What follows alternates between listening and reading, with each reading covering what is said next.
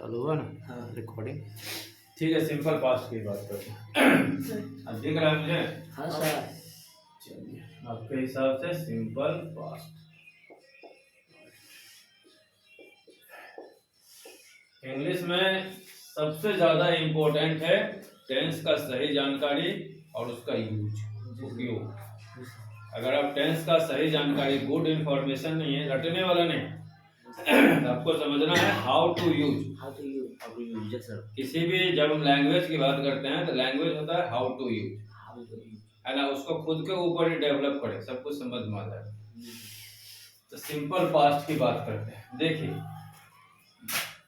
कभी भी जब पास्ट की बात होगी तो वो समय खत्म हो चुका रहेगा। वेरी सिंपल क्लियर लॉजिक इसके पीछे है।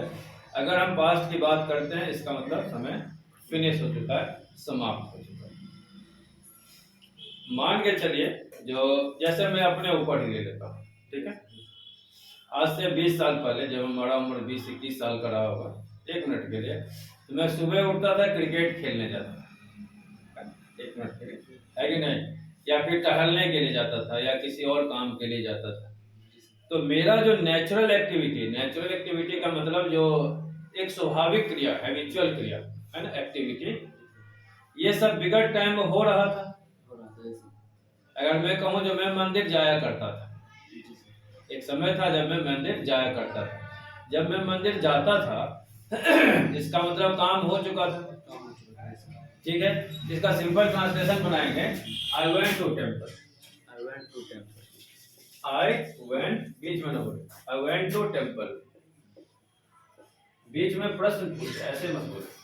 देखो, सबसे बड़ा रोल जो प्ले करता है टेंस के अंदर में, टेंस ही नहीं रियल लाइफ में भी रोल क्या प्ले करता है, वो करता है वर्ब।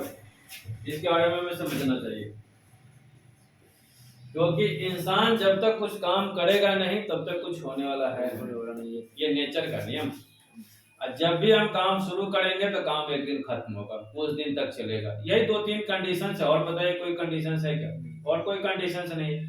इसी कंडीशन को समझाने के लिए हमें टेंस समझना पड़ता है कि नहीं, क्योंकि टाइम के थ्रू हम समझेंगे नहीं, टाइम हमारा से सरप्लस करके निकलता, उसको कोई रोक ही नहीं सका, ना भगवान रोक पाया तो हम क्या रोक पाएंगे। तो वही जो एज ए ह्यूमन सब्जेक्ट जो कुछ भी काम करता है तो उसको टेंस के थ्रू जो है ना डिनोट करते हैं।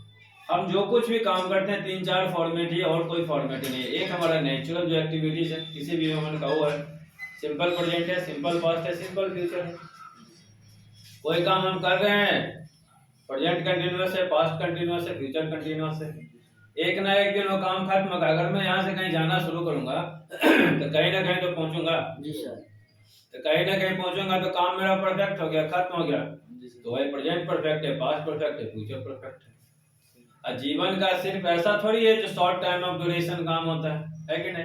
अगर मैं बोलूं जो 1 साल से मधुबनी जा रहा हूँ, मेरी नौकरी उधर लगी है, 1 साल पहले भी था, अभी भी, आगे भी रहेगा, तो कंटिन्यूअस है कि नहीं, काम भी परफेक्ट हो रहा है, कंटिन्यूअस है। तो यही 4 चीज है ना मेन टेंस का है, जिसको समझने के लिए, समझाने के लिए आदमी पता नहीं साल खराब करता है, लेकिन समझने में नहीं है। अपने ऊपर लेते हैं, अपने ऊपर देखें, आपका नेचुरल एक्टिविटीज, हैबिचुअल एक्टिविटीज, आपके द्वारा किया जा रहा काम शुरू हुआ है, कहीं खत्म होगा, और एक ही पॉइंट पर नहीं होगा। 1 साल, 2 साल, 10 साल लोग ऐसे काम करते हैं। यही 4 टेंस है, यही इसका लॉजिक है, यही इसका थी, करेक्ट। सबसे बड़ा रोल प्ले करता है ये वर्ब, क्योंकि देखिए जैसे हम काम शुरू करते हैं, काम चलता है, काम खत्म होता है, यहाँ पर क्या हो रहा है, वर्ब का मतलब ही है क्रिया, यानी काम। इधर देखो, बोर्ड के ऊपर देखो, वर्ब का मतलब ही है क्रिया। क्रिया बोले तो काम, काम का मतलब क्या है, मेरे द्वारा किया गया काम, यानी एज ए सब्जेक्ट जो कुछ भी काम करते हैं वो काम, और जो कुछ भी हम काम करते हैं उसी को डिनोट करने के लिए टेंस पढ़ा जाता है। जैसे मान लीजिए महात्मा गांधी ने देश आजादी में कंट्रीब्यूशन किया, तो उनके बारे में पढ़ते हैं तो टेंस में पढ़ रहे हैं ना, है क्या? उतना नहीं दिखता है, जो थोड़ा सा इसको थोड़ा बड़ा कर दो ना। हाँ ठीक है। यही है। तो मेन चीज हमको ये सीखना है। जब हम पास्ट की बात करते हैं तो मैंने आपको पहले बताया ना, वर्ब के 5 रूप होते हैं, है कि नहीं। चौथा और पांचवा रूप आईएनजी और एसईएस का सेम ही होता है। जनरली स्टूडेंट को 3 रूप ही पढ़ना पड़ता है। ये 3 रूप बना क्यों? क्वेश्चन इज दैट ये 3 रूप या 5 रूप बना क्यों भाई? अगर मान लीजिए हम इसका लिखते हैं, गो का ही लिख लेते हैं समझाने के लिए, गो, वेंट, गॉन, गोइंग, गोज और गोज, ठीक है। क्वेश्चन इज दैट जो ये जो सारे वर्ब मैंने लिखे हैं ये बना क्यों, हो ही क्यों नहीं रहा, ये सब की जरूरत क्यों पड़ी? एक क्वेश्चन पूछ सकता है कोई? ये जो वर्ब के जो 5 रूप लिखा गया है यहाँ पे, ये पांचों रूप में सिर्फ वो ही क्यों नहीं रहा, ये सब की जरूरत क्यों पड़ी? दिस इज माय क्वेश्चन, है ना। क्योंकि जैसे जैसे आप काम करोगे वैसे वैसे रूप बदलेगा कि नहीं बदलेगा, है कि नहीं। अभी खाना शुरू करते हैं तो खाना खत्म भी तो होना है। ऐसा थोड़ी है एक बार शुरू किया तो जिंदगी भर खाते ही रहेंगे, ऐसा तो नहीं होता, कभी पॉसिबल नहीं है। तो जैसे जैसे आपके द्वारा काम का फॉर्मेशन बदलता जाता है, टाइम पीरियड बदलता जाता है, वैसे वैसे क्या हो रहा है, वर्ब भी अपना रूप बदलता जा रहा है। अब मेन चीज यही है टेंस के अंदर, और कुछ भी नहीं, ठीक है। अब मान लीजिए पहला हो गया प्रेजेंट का, ये हो गया पास्ट का, अभी हम पास्ट में चल रहे हैं, तो मैंने क्या किया, इसके साथ वेंट नहीं लगाया। हमको सबसे पहले क्या सीखना है, जो कभी भी सिंपल पास्ट में V1 V2 का यूज करेंगे। सिंपल पास्ट में सब्जेक्ट के साथ कभी भी V2 का यूज करेंगे। एक तरीका, जैसे मैं कहता हूं, जो मैं कलकत्ता गया था, मैं कलकत्ता गया था या बॉम्बे गया था, तो देखिए इंग्लिश में और हिंदी के सेंटेंसेज में अंतर होता है। मैंने आपको पहले पिछले क्लास में ही बताया था। जैसे मान लिया मैं गया था कलकत्ता, मैं खाया था आम, मैं पढ़ता हूँ गीता, ऐसा होता है। अगर मैं हिंदी इंग्लिश का पूरा हिंदी निकालते हैं 1 मिनट के लिए, तो आई रीड ए नॉवेल, है ना। तो हिंदी में जाएंगे तो मैं पढ़ता हूँ नॉवेल, लेकिन हिंदी के हिसाब से सेंटेंस गलत है। हिंदी के हिसाब से होगा मैं नॉवेल पढ़ता हूँ, है ना। मैं बार बार बोलता हूँ कि हिंदी का 100% जो नहीं हो पाता है ट्रांसलेशन, इसका यही कारण है, क्योंकि दोनों लैंग्वेज अलग है। बस हम समझने के लिए हिंदी टू इंग्लिश करते हैं, हिंदी में लिखा हुआ है उसको इंग्लिश में कन्वर्ट करते हैं, लेकिन वो परफेक्ट नहीं है, ठीक है, लेकिन वो परफेक्ट नहीं है। समझ रहे हैं मेरी बात? तो जैसे मान लीजिए आई हो गया, आई वेंट, कहीं भी चले जाए, है ना, कलकत्ता, बॉम्बे, दिस दैट, जहां भी चला जाए। तो पहला चीज हमने सीखा सिंपल पास्ट टेंस में जो सब्जेक्ट के साथ हमेशा V2 का यूज, है ना, कोई भी कंडीशन हो तो V2 का यूज होगा। अब मान लीजिए जो हमारी हैबिचुअल्स नेचर्स हैं, अगर उसमें नकारात्मक सोच हो तो हम यहाँ पर हेल्पिंग वर्ब जो यूज करते हैं और डिड का यूज करते हैं। हमें समझना पड़ेगा do does for the simple present tense, ठीक है, did for the past tense, इतना हमको याद रखना पड़ेगा। और सबसे महत्वपूर्ण जो हमको याद रखना है, जो डू डज डिड कभी भी यूज करेंगे तो वर्ब का पहला फॉर्म यूज करेंगे। जैसे मान लीजिए एक सेंटेंस इधर हम लिखते हैं, ठीक है, इसको थोड़ा मिटा,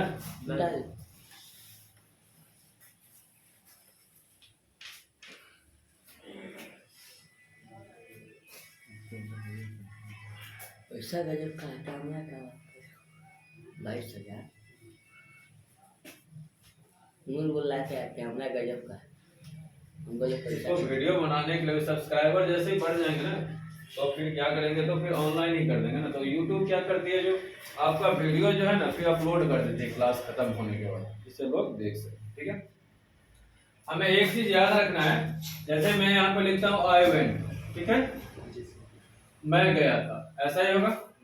अब इसके साथ जैसे डिड का यूज करेंगे तो हमेशा याद रखिए आप हमेशा के लिए डू डज और डिड, इसके साथ हमेशा आप V1 ही यूज करेंगे, दूसरा नहीं करेंगे। V1 का मतलब हुआ वर्ब का पहला रूप, V2 का मतलब हुआ दूसरा, 3 का मतलब हुआ तीसरा, चौथा का चौथा, पांचवा का पांचवा। Very clear understanding, clear. तो इसके साथ आपको इसी का यूज करना है, दूसरे का यूज नहीं करना है। तो देखिए अगर हम इसके साथ यूज करते हैं तो हम लिखेंगे I did go,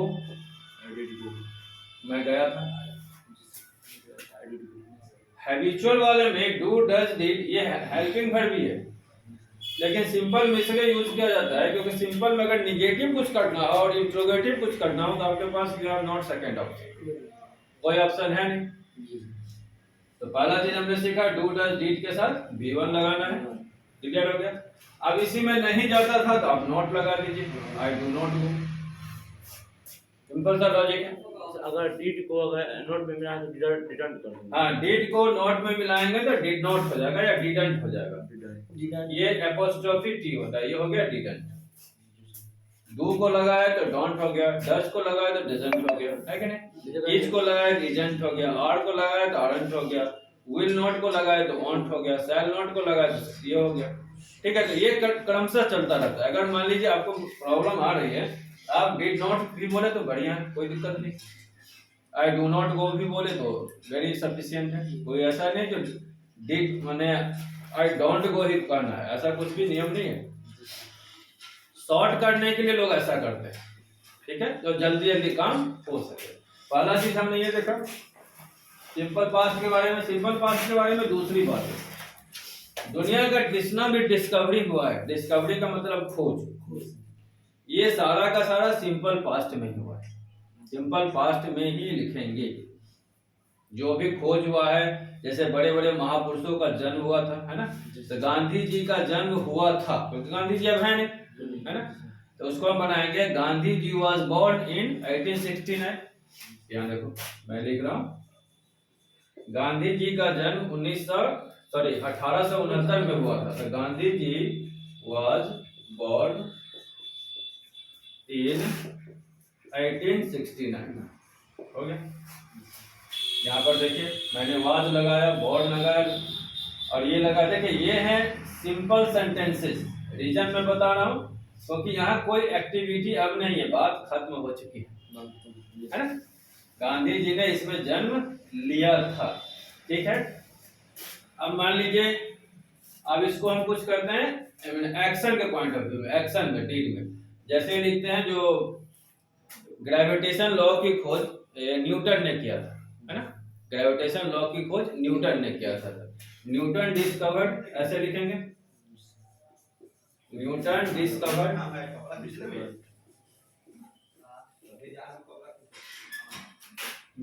discovered law of motion, law of motion या law of gravitation, law of motion. इसका मतलब ये हुआ जो जितना भी साइंटिफिक खोज हुआ है, जब उसको लिखने का टाइम आएगा तो उसको सिंपल पास्ट में ही लिखना। जैसे हम कहेंगे कोलंबस डिस्कवर्ड अमेरिका 1498, ऐसे कहते हैं कोलंबस ने 1498 ईस्वी में अमेरिका को, सॉरी 1492 में अमेरिका को खोजा, 98 में। और Vasco D gamma discovered India 1498, Vasco D gamma ने 1498 ईस्वी में इंडिया को खोजा। हम देख रहे हैं जितना भी खोज हो रहा है पुराने जमाने में हो चुके हैं, बड़े बड़े लोग जो जन्म ले चुके हैं, वो सिंपल पास्ट में ही आता है, इसी में हमको लिखना है। ग्रामर की किताब में, अब इसको मिटाएं, लिख ले, इसको लिखना है, ये वाला लिखिए, ये वाला बोल।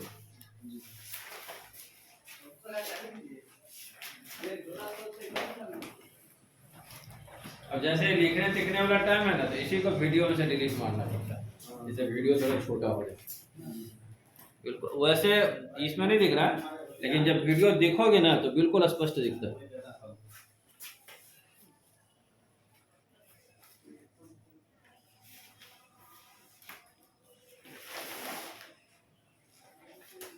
पास्ट परफेक्ट शब्द, ये आपका सिंपल पास्ट वाला रोल है, ठीक है, ये सिंपल पास्ट का रोल है। जहां जहां से प्रॉब्लम है वहां वहां से पूछते जाए, सिंपल पास्ट है, ठीक है। सिंपल पास्ट परफेक्ट बढ़ा दीजिएगा, हमको ट्रांसलेशन सफेद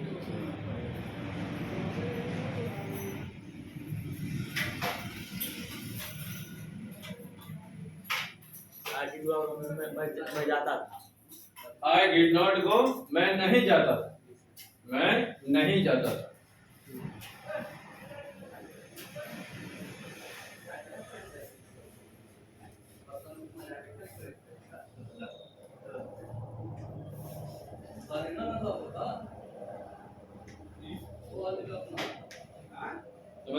अब देखिए जो बातें मैंने आपको बताई थी सिंपल प्रेजेंट टेंस में, जो सिंपल सेंटेंस भी होगा और सिंपल टेंस में भी आएगा, ठीक है। तो ये जो Gandhi ji was born in 1869, ये पास्ट टेंस में सिंपल सेंटेंस नहीं है। ये देखिए Newton discovered law of motion, जब भी किया हो है ना कि नहीं, तो ये क्या है पास्ट टेंस में सिंपल सेंटेंस है, क्योंकि यहाँ पे कोई एक्शन हो नहीं रहा। और कभी भी सेंटेंस के अंदर जब एक्शन होगा नहीं तो चले जाएंगे सिंपल सेंटेंस है, जो मैं ये याद रखे। और यही सबसे बड़ा कंफ्यूजन पॉइंट है, क्लियर, यही सबसे बड़ा कंफ्यूजन पॉइंट होता है आदमी का एज ए स्टूडेंट के लिए।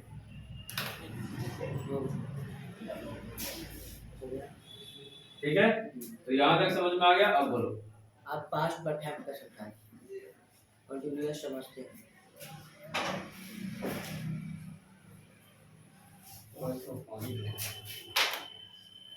कितने मिनट का वीडियो बना?